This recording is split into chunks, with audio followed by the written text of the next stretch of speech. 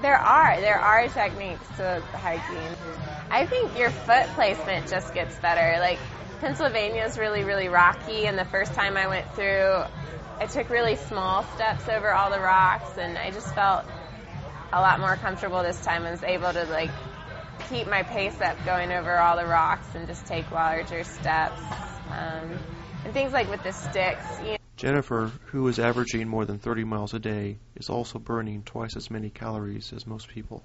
I think I, on average, burn about 4,000 plus calories a day, probably more than 4,000 calories a day. And so I try to take in at least 4,000 a day. It's just like, I mean, Brew can tell you, sometimes I hate eating. Like, I'm just not hungry, but it's just like, you have to keep putting food in your mouth. She said the other day, she said, like, I offered her something. She's like, I don't care. It's not food anymore. It's just fuel. It's like, I don't even think about it as food. It's because she just doesn't have a taste for it, except ice cream.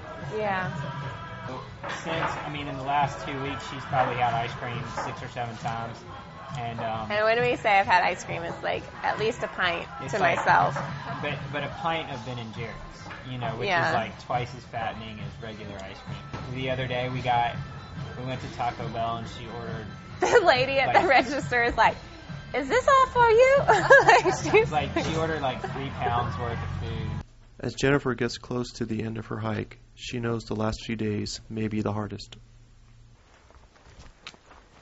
But one thing I'm telling myself at this point is, I can sleep when I get home, because I'm really tired and I'm not getting as much sleep as I would want, and it's just at the point where